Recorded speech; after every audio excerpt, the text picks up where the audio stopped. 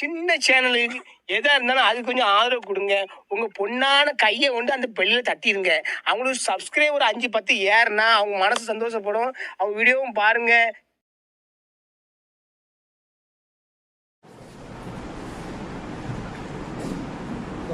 கோயோருக்கு வணக்கம்.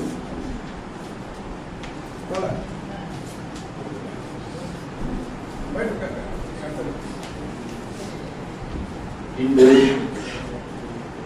உலகம் முழுமைக்கும் கடைபிடிக்கப்பட்டு வருகிற தாய்மொழி தினத்தில் ஒரு மாலை வேளையில் தாய்மொழியின் பெருமை, தாய்மொழியின் அவசியம் இவற்றை குறித்து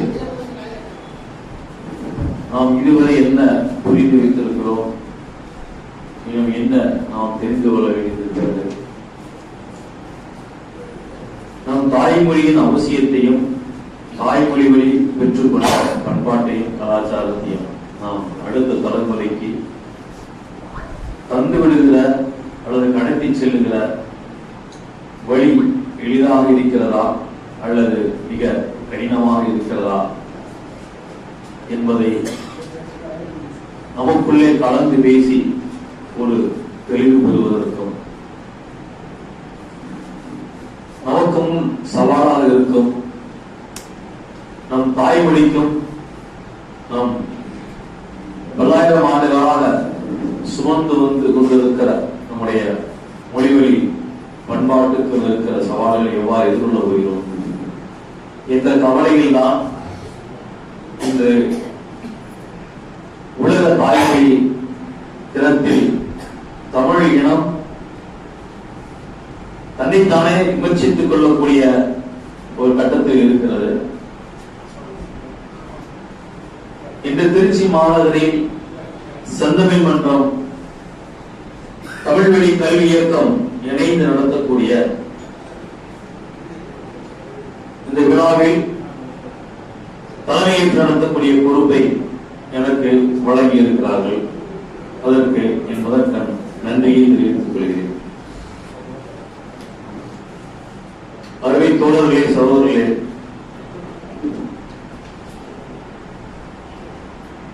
இங்கு கூறியிருக்கிற நமக்கு தமிழைத்தான் நன்றாக தெரியும். சிலருக்கு அல்லது பலருக்கு தமிழ் மட்டுமே தெரியும். அப்படிப்பட்ட நிலையில் நான் மிக கடினமான ஒரு மொழி சூழலுக்குள் நம் சமூகத்தை தள்ளிவிட வேண்டுமா?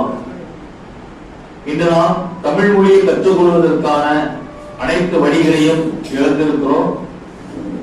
தமிழ் வழியில் கற்பது அல்லது தாய்மொழியில் கற்பது ஒரு அவ்வளவு பெருமைக்குரிய விஷயமாக இல்லை. அல்லது அது சர்வதேச சமூக அமைப்புக்குள் தனக்கான வாழ்க்கையை, தனக்கான இருப்பிடத்தை, தனக்கான பெருமையை தேடிக்கொள்ளும் அளவுக்கு தமிழ் மொழி ஒரு உன்னதமான ஒரு தகுதியில் இல்லை என்பதாக தமிழ் சமூகம் புரிந்து வைத்திருக்கிறது. இந்த புரிதல் எவ்வாறு ஏற்பட்டது, இதற்கு யார் காரணம் என்பதெல்லாம் நமக்கு மிக சிக்கலான ஒரு விஷயம். நம் நாட்டில் நம் உறவாக நம் உடைய வாழ்ந்து நம்மிலிருந்து நம்முடைய பிரதிநிதியாக நாடாளுமன்றத்திற்கு சென்றிருக்கக்கூடிய ஒரு அமைச்சர், நீ தமிழை பிடித்தால் பிச்சையோடு இருக்க முடியாது அப்படி என்று சொல்லுகிறார். குறைந்தபட்சம் நீ தமிழ் பிடித்தால் பிச்சைதான் இருக்க முடியும் சொல்லியிருந்தால் கூட ஏதோ சகித்து கொள்ள பிச்சையுடன் இருக்க முடியாது அப்படின்னா அந்த மொழியை வைத்து என்னதான் செய்ய போகிறார்? எதற்கு உனக்கு அந்த மொழி? அதை விட்டு வெளியே வா, நாங்கள் ஒரு மொழியை தருகிறோம், அதை பிடி. அப்போதுதான் உங்கள் மீது, உங்களுடைய தலையின் மீது நாங்கள் ஒரு இருக்கை போட்டு அமரும். எங்களால் நீண்ட காலமாக உங்களுக்குள் நுழைய முடியவில்லை. ஏனென்றால் தமிழ் தடையாக இருக்கிறது. தமிழ் மொழியும் தமிழ் வளமும் தமிழ் பண்பாடும் தமிழ் தருகிற சிந்தனையும் எங்களை, நம் இளைய பிள்ளைகளை, நம் அடுத்த தலைமுறையை, நமது மாணவ செல்வங்கள் தலையில் ஒரு கருத்தை திணிப்பதற்காகத்தான் நீ பிச்சை கூட எடுக்க முடியாது என்று சொல்லுகிறார்கள். அதற்கு இந்த தமிழ் நடந்திருக்கிறது என்று பாருங்கள், இதுவே இல்லை. இந்தி மொழி திணிக்கப்பட்ட காலகட்டத்தில் சுமார் 50-60 ஆண்டுகளுக்கு முன்பு நீ தமிழை தாண்டி இன்னொரு மொழியை படிக்க வேண்டும் என்று சொல்லும் போது கூட ஒரு மிகப்பெரிய போராட்டம் நடந்தது. அரசாங்கத்தை எதிர்த்து ஆர்ப்பாட்டம், போராட்டம், துப்பாக்கி சூடு, உயிரிழப்பாம் நடந்தது இல்லையா? அன்றிருந்த அந்த உணர்வு இங்கு இருக்கக்கூடிய நமக்கு ஏன் இல்லாமல் போனது? குறைந்தபட்சம் ஒரு கருத்தரங்குகளை ஒரு எதிர்ப்பு கருத்தரங்குகள் ஊருக்கு தமிழகம் முழுக்க நடந்திருக்க வேண்டும். நீ எப்படி சொல்ல முடியும்? என் தாய்மொழியை, என் தமிழ் மொழியை இழிவுபடுத்தக்கூடிய அளவுக்கு உன்னை தூண்டிவிட்டவர்கள் நீ யாரு கைப்பறையாக இருந்து கொண்டு எங்களை பிரதிநிதியாக இருந்து கொண்டு இவ்வாறு சொல்கிறாய் என்று கேட்பதற்கு எந்த விதமான ஒரு எதிர்கொள்ளும் எதிர்கருத்தும் அந்த மொழி இவ்வளவு காலமாக நிறுத்தி வைத்திருக்கிறோம் இல்லையா? இது ஒரு அரசியல் நிகழ்வுதான். ஆனால் அதற்கான அரசியல் வலிமையும் நம்மிடம் குன்றி வருகிறது. வரும் காலங்களில் ஏற்படக்கூடிய அரசுகள் ஒருவேளை மீது மீண்டும் திணிக்கப்படும் போது மீண்டும் அத்தகைய ஒரு திணிப்பு கல்வி மூலியமாக நேரடியா நீங்க உங்க வியாபார தளங்களை எல்லாம் நீங்க வடமொழியில் மாற்றம் செய்து கொள்ள அப்படிலாம் சொல்ல மாட்டாங்க. பாடத்திட்டங்களின் மூலியமாக அடுத்த 55 ஆண்டுகளில் அடுத்து வரக்கூடிய தலைமுறையை, மாணவ செல்வங்களை நீ இந்த மொழிதான் கற்றுக்கொள்ள வேண்டும் என்றும் முதலில் ஆரம்பித்து இந்த மொழியில் தான் நீ தேர்வு எழுத வேண்டும் என்ற அடுத்த கட்டத்தில் கொண்டு போய் இந்த மொழியில் தான் நீ தேசிய தேர்வுகள்லாம் எழுதணும், இந்த மொழியில் தான் நீ அரசு அலுவலக கோப்புகளில் கையெழுத்திட வேண்டும் என்று சொல்லுகிற நிறுத்துகிறோம். உங்களுக்கு ஒரு விஷயம் நான் சொல்றேன், உங்களுக்கு யாருக்கு தெரியாத விஷயம் சொல்றேன். ஒரு 5-6 ஆண்டுகளுக்கு முன்பாகவே சென்னை உயர் நீதிமன்றத்தில் நியமிக்கப்பட்ட நீதிபதிகள் சமஸ்கிருதத்தில் கையெழுத்திட்டார்கள் பதவியேற்புல. யாருக்கா தெரியுமா உங்களுக்கு? இந்த செய்தி அன்றைய தமிழ் இதழ் நாளிதழில் வந்தது. சென்னை உயர் நீதிமன்ற நீதிபதிகள் சமஸ்கிருத மொழியில் கையெழுத்திட்டார்கள் என்ற செய்தி வந்தது. அப்போ பாருங்க, நீதிமன்றத்துக்குள்ள ஒரு விஷயம் நடக்குது, அங்க வந்துருச்சு, ஆனா அவங்களுக்கு தெரியல. அப்ப நான் எதுக்காக சொல்ல, ஒரு அலுவல் இடத்துல கூட அலுவல் மொழியாக முதல்ல கொண்டு வந்து ஒரு உயிர் பொறுப்பு முடியும். உச்ச அதிகாரத்தில் இருக்கக்கூடியவர்களை நீ இவ்வாறு கையெழுத்திட வேண்டும் என்று நிர்பந்திக்கிற போது அந்த பதவிக்கு ஆசைப்படுகிற, அந்த தகுதிக்கு தன்னை வீழ்த்திக் கொள்ள விரும்புகிறவர்கள் மொழியில் சமரசம் செய்து கொள்வதில் தவறவில்லை. நான் அப்படியெல்லாம் கையெழுத்து போட்டு பதவியேற்க முடியாது, இந்த நீதிபதி பதவிக்கு தேவையில்லை என்று எத்தனை தமிழ் நீதிபதிகள் சொன்னார்கள் யோசித்துப்பார். நாளை இந்த நீதிமன்றத்தில் இருக்கக்கூடிய இந்த உத்தரவானது ஒரு மாவட்ட ஆட்சித்தலைவர், காவல்துறை கண்காணிப்பாளர்கள் இருந்து அப்படியே படிக்கிறதமாகி ஒரு தாசில்தார் லெவல்ல ஒரு காவல் ஆய்வாளர் அளவுக்கு கூட பின் காலத்தில் வராது என்று நீங்கள் நம்பிக்கொண்டிருக்கிறீர்களா? நிச்சயமாக வரும். அப்படி வருகிற காலகட்டத்தில் நாங்கள் அவ்வாறு முடியாது, எங்கள் தாய்மொழியில் தான் நாங்கள் கையெழுத்திடுவோம் என்று சொல்லக்கூடிய அளவில் இந்த சமூகம் விழிப்புணர்வு அடைந்திருக்கிறதா என்றால் இல்லை. ஏனென்றால் இது குறித்து நாம் பேசவில்லை. ஏன் நீதிபதிகள் தன்னுடைய தாய்மொழி அல்லாத ஒரு வடமொழியில் கையெழுத்திட வேண்டும் என்று நெருக்கடி வந்தபோது அது குறித்து ஏன் வெளியில் எந்த செய்தியும் வரவில்லை? ஒரு செய்தி நாடுகளை தாண்டி ஏன் வழக்கறிஞர்கள் அதை வெளியில் பேசவில்லை? ஏன் இதற்கு எதிராக ஒரு எதிர்கருத்து, ஒரு எதிர் நடவடிக்கையை உருவாகவில்லை? அந்த நீதிபதிகள் ஏன் விமர்சிக்கப்படவில்லை என்பதெல்லாம் பாத்தீங்கன்னா எல்லாமே ஒரு உள்ளே அரசியல். அந்த மாதிரியான ஒரு சூழலில் இன்று ஒரு தாய்மொழியை காப்பதற்கான, நம்முடைய தாய்மொழியை நாம் காப்பதற்கான ஒரு நெருக்கடியான கட்டத்தில் ஏன் நம் தாய்மொழியை காப்பாற்ற வேண்டும் அப்படி என்றால், உலகத்தின் ஆகச் சிறந்த மொழிகளில் ஒன்று தமிழ் என்று நான் சொல்ல மாட்டேன். ஆகச் சிறந்த மொழியே தமிழ் தான். ஏன்னா இந்த தமிழ் மொழியின் அடிப்படையில் நீங்கள் ஒரு சமூக, பொருளாதார, அரசியல் சட்டங்கள், அரசமைப்பு கட்டமைப்பை உருவாக்க முடியும். கான்ஸ்டிடியூஷன் உருவாக்கக்கூடிய அளவுக்கான ஒரு பொருள் புரிந்த ஒரு மொழி தமிழ் மொழி. அதனாலதான் பாரதிதாசன் என்ன சொன்னார்னா, தமிழை படித்தவரை தாய் தடுத்தாலும் வெளியே நின்றார். தாயை படித்தவனை தாய் மன்னித்தால் விட்டு விடுவேன், நான் தமிழை படித்தவனை தாய் தடுத்தால் விட மாட்டேன். தெரியுமா? தமிழ் எங்கள் உயிருக்கு நேர். ஏன் தமிழ் எங்கள் உயிருக்கு நேர்னா, தமிழ் எங்கள் வாழ்வு, தமிழ் எங்கள் வாழ்வியல், எங்களுடைய பண்பாடு. இந்த உலகத்தில் யாரும் இல்லாத ஒரு சிறந்த ஒரு வாழ்வியல் எங்கிட்ட இருக்கு, சிறந்த சகோதரத்துவம் எங்கிட்ட இருக்கு, சிறந்த ஒரு பண்பாடு எங்கிட்ட இருக்கு. அதை அழிப்பதற்காக, அதிலிருந்து எங்களை வீழ்த்தி விடுவதற்காக, மாற்றி விடுவதற்காக யாரேனும் முயற்சி செய்தால் அவர்களை நான் உயிரோடு விட மாட்டேன் என்று ஒரு ஆவேசமான கருத்தை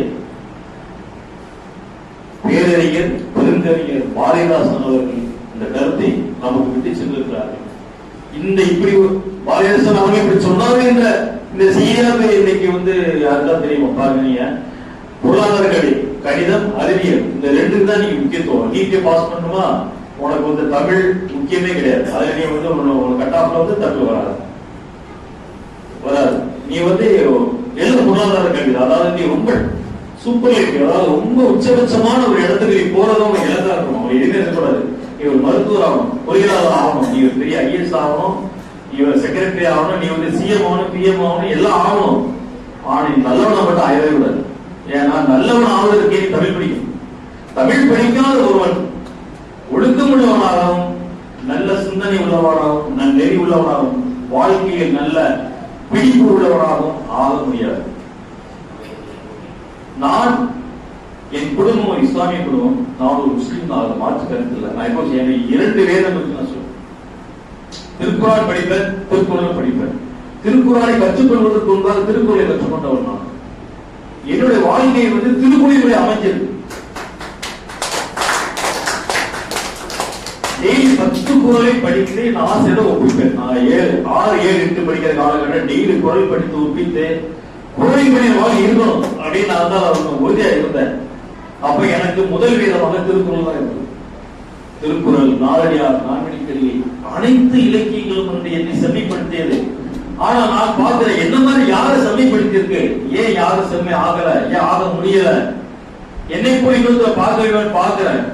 ஒரு தமிழ் மொழியில் செம்மைப்படாத ஒருவர் எதை செம்மைப்பட முடியும் எனக்கு புரியாது. தமிழ் மொழியிலிருந்து ஒருவன் தன்னை தகவமைத்துக் கொள்ளவில்லை, தன்னை பண்படுத்திக் கொள்ளவில்லை, தன்னை ஒரு சீரிய மனிதனாக, ஒரு சிறந்த ஒரு மனிதனாக தன்னை மாற்றிக் கொள்ளவில்லை என்றால் அவன் வேறு எதை கொண்டு மாறுவான்?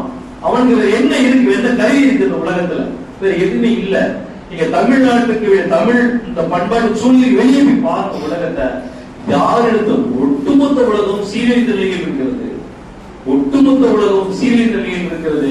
நீங்க சமீபத்தில் என்னது, அப்ப உலகத்தின் உச்ச அதிகாரத்தில் இருப்பவர்கள் எப்படிப்பட்டவர்கள்? சிறுமிகளை, குழந்தைகளை வல்லுறவு செய்யக்கூடியவர்களானே, அவர் ஏன் அப்படி ஆனான்? அவனே அப்படி ஆனான்னா அவன் அயோக்கியரிலிருந்து மக்களை பாதுகாக்க முடியும். அவர்கள் அயோக்கியர்களாக இருக்கிறார்கள் என்றால் அவர்களுக்கு செம்மையான வளம் அவர்கள் இல்லாமல் போனது காரணம் அவர்கள் மொழி வளமாக இல்லை. அவர்கள் மொழி, அவர்கள் மதம், அவருடைய கல்வி, அவருடைய பாடத்திட்டங்கள் எதுவுமே அவர்கள் பண்படுத்தி இருக்கவில்லை என்றால் ஏனென்றால் இல்லை, அதனால் இல்லை. ஆனால் தமிழில் எல்லாம் இருக்கிறது, ஆனால் இங்கேயும் இல்லை. ஏன் இல்லை என்றால் தமிழ் மொழிக்கு நாம் முக்கியத்துவம் கொடுக்கிற, தமிழ் படிக்க வேண்டும் என்று சொல்லவில்லை. நான் 1971 பிறந்தேன். எனக்கு 56 வயதாகிறது. என்னுடைய 6, 7, 8 வயதுல இருந்து நான் இந்த உலகத்தை பார்க்கிறேன், சமூகத்தை பார்க்கிறேன், கல்வி பயின்று வந்திருக்கிறேன். நான் 40 ஆண்டுகளோட 10 வயதுல பார்த்த தமிழ் சமூகம் எங்கே அப்படிங்கிற கவலை எனக்கு இருக்கு. அது அழிஞ்சு போச்சு, எல்லாரும் இறந்து போயிட்டாங்க. புதிதாக வந்தவர்கள் இடத்துல தமிழ் குறித்த எந்த உணவும் இல்லை, தமிழின் நாகரிகமும் இல்லை, தமிழின் பண்பாடும் இல்லை. எனக்கு மிகவும் வேதனையான விஷயம். அதனால் நாம் நம்முடைய தாய்மொழியாகிய தமிழ் மொழியை நாம் எந்த அளவுக்கு நாம் அடுத்த தலைமுறைக்கு அதை வெறும் மொழியை கற்றுக்கொள்வது ஒரு கருவியாக அல்ல, மொழியே வெறும் கருவியாக கற்றுக்கொள்வதில்லை, அதை வாழ்வியலாக கற்றுக்கொள்வது, பண்பாளாக கற்றுக்கொள்வது, தன்னுடைய உள்ளத்தை பக்குவப்படுத்துவதற்கான ஒரு ஆழமான அழுத்தமான ஒரு பொருளாதார நாம் கடத்தி செல்வது நம்ம கலைஞர்கள். இது வந்திருக்க அவைகளுக்கு நம்ம சொல்ற விஷயம். நாம் இதை குறித்து பேசிக்கொண்டே இருக்கணும், வேற எதையும் பேச அவசியமே இல்லை, பேசணும். ஏன்னா ஒரு பண்பாடு அடைந்தால் ஒரு சமுதாயம் அடைஞ்சு. ஒரு பண்பாட்டை மீட்டெடுப்பதற்காக நம் முன்னால் இருக்கக்கூடிய மிகப்பெரிய ஒரு கருவியாக எது இருக்குமோ அதை நாம் எடுத்துக்கொண்டு நாம் போரிட வேண்டும். நான் அதை தமிழாக பார்க்கிறேன். இங்க பல்வேறு மதங்கள் இருக்கிறோம், பல்வேறு இனம் இருக்கிறோம். ஆனா எல்லாரும் ஏதோ ஒரு புள்ளியில் நாம் இணைய வேண்டும் என்றால் ஒரு புள்ளியில் என்ன, எல்லாருக்கும் பொதுவாக இருக்கிற ஒரு மொழி தான். மொழி அடிப்பில் நாம் ஒற்றுமையா இருக்கணும்னா அந்த மொழியை அடிப்படையாக கொண்டு நம்முடைய மொழி நம் சிறந்த மொழி. இன்னும் சொல்ல போன உலகத்தில் நாம் தமிழ்நாட்டில் தமிழ் தாய் தகப்பனுக்கு பிறந்ததுக்கு நம்ம மிகப்பெரிய பெருமை அடைகிறேன். ஒருவேளை நான் அந்த தமிழ் மொழியில பிறக்காக இருந்த வேற எந்த மொழியில பிறந்திருந்தா அந்த மொழி என்னை பக்குவப்படுத்திக்குமா, என்னை ஒரு சீரிய சிறந்த மொழி ஆக்கித்துமா என்ற கேள்வியில் இருந்து தமிழ் மொழி எவ்வளவு வலிமையானது, எவ்வளவு தூய்மையானது, அழுத்தமானது என்பதை தமிழராக பிறந்து புரிந்து கொண்ட காரணத்தால் அதை நாம் அடுத்த தலைமுறைக்கு கொண்டு போகிய தேவை இருக்கிற காரணத்தினால் தமிழ் சமூகமே விழித்துக் கொள், இல்லை என்றால் நீ அறிந்து விடுவாய் என்ற கருத்தை முன்வைத்து இந்த அவையில் தலைமையேற்று உரையாற்றின வாய்ப்பளித்த சொந்தமிழ் மன்றம் தமிழர்கள் இயக்கத்துக்கு நன்றி தெரிவித்து அமைகின்றோம். மறக்காம சர்ப்ரைஸ் பண்ணுங்க. Thank you.